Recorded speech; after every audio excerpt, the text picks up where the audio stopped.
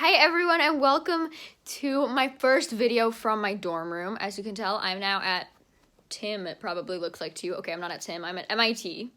And I'm in my dorm room right now to film a pretty fun video. Some of you might be in the area chapter of Hard Math for Elementary School right now. So if you are, then this video is for you because we are going to be measuring the area, the square footage of my dorm room. And I'm not going to be doing it alone. I have a helper who's going to be joining me today, who is my roommate, Lila. So Hi. she's gonna help us measure. And yeah, should be great. So let's get into it. Okay, so what I've done to help us figuring out the area of our dorm room today is I've made this very, very rough diagram that is not to scale at all. But basically, this is what our room looks like. When you walk in, there's a door on this wall, which is kind of like, whatever, along the hallway on this side. And then basically, on both sides, the wall kind of goes in at certain points. So there are only right angles in this, so we're not going to have to be dealing with triangular spaces or anything like that. But the easiest way for us to measure the area of this is going to be to divide it into different size rectangles.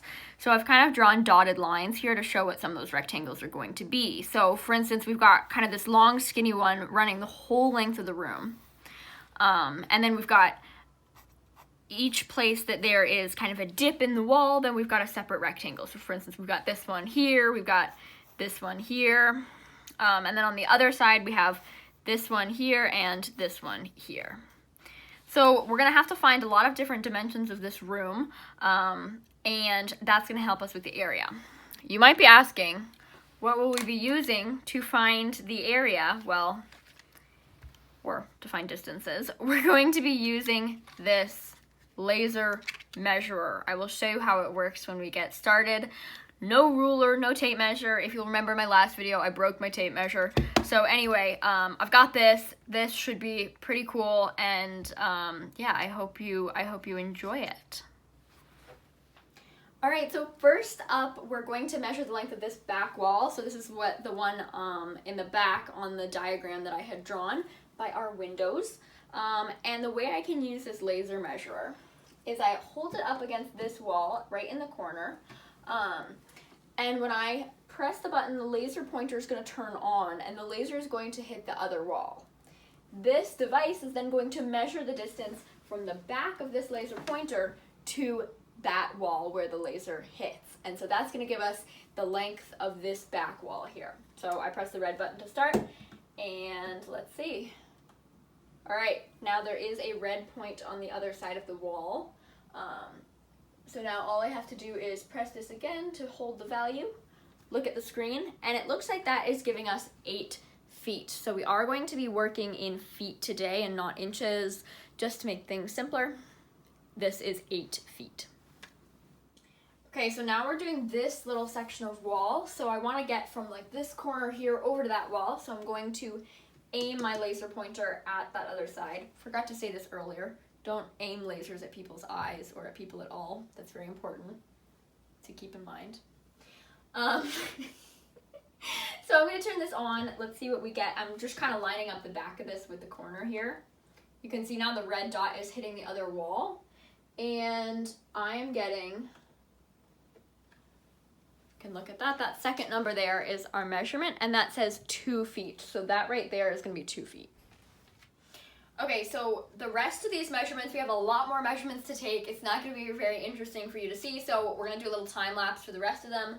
But we're basically just going to measure all these little kind of ins and outs of the dorm room. That wall back there is going to be really hard because we've got stuff all over it, but we'll figure it out. We'll do something.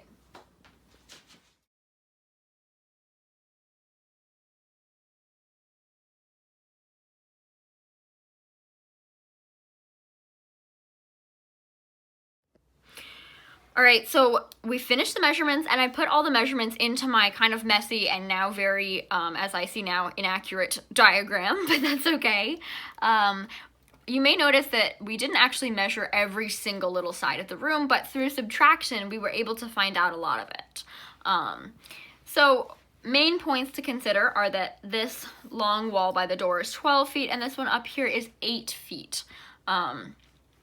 We kind of rounded everything to the nearest foot, except we have these kind of two things here that are both approximately 6 inches, so we're calling that half a foot. We're gonna have to deal with a little bit of fraction stuff, but hopefully not too much. Okay, so now it comes time to actually find the area of all these rectangles and then add them up together to get the area of the entire room. So let's just start on the left and go to the right. We've got 5 rectangles here, and first up we have this skinny one. Now, for this skinny one, the short side is going to be half of a foot, and the long side is going to be 10 feet. So to find the area, we have to multiply those together. 10 times 1/2 is 5 square feet. Okay, so I'm gonna fill that in here, 5 square feet. Okay, next up we have this other kind of skinny rectangle here.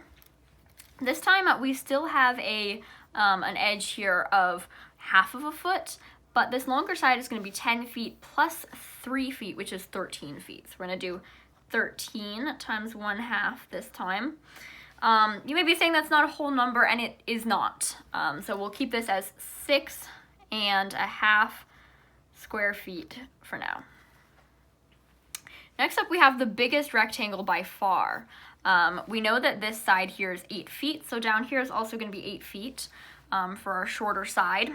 Our longer side is the entire length of the room, which we measured to be 18 feet. So this time we have 8 times 18 feet.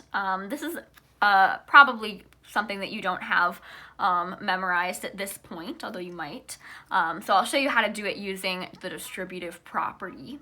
What you might do to figure this, what you might do to figure this one out is to split 18 into 10 and 8. So we can do 8 times 10 plus 8, which is going to get us to 80 plus 64. You should know both of those from your multiplication table, which is equal to 144. So right in here, this is 144 square feet. And I forgot to write earlier that this is 6.5 square feet. Okay, finally not finally, but next up we have this rectangle here, which is 2 feet wide, and it looks to be, if we take our whole 18 feet and we subtract off the 6 feet here, that's gonna be 12 feet this way. So 12 times 2 would be the area of that. 12 times 2 is equal to 24 square feet. 24 square feet in there. And now we do actually reach the last one, which is 1 foot wide by 8 feet long. That's a nice and easy multiplication problem to finish with. 8 times 1 is going to be 8 square feet. So finally, our last step is going to be to add all of these numbers together to finalize our square footage for the whole dorm. So over here we got 5 plus 6.5 plus 144 plus 24 plus 8. Now I want you to pause for a minute and see if you can figure that out. If you said 187.5 square feet, you would be correct. So that is the area of this dorm room. Now, what I want from you next is to do this in a room in your house, maybe your bedroom, maybe your kitchen, whatever you want, and try to figure out how you can find the area of something that is not a rectangle by splitting it up into different pieces that are either rectangles or triangles, both things that you know how to find the area of. So I hope you enjoyed this video, and I hope that you want to try to recreate this in your own house.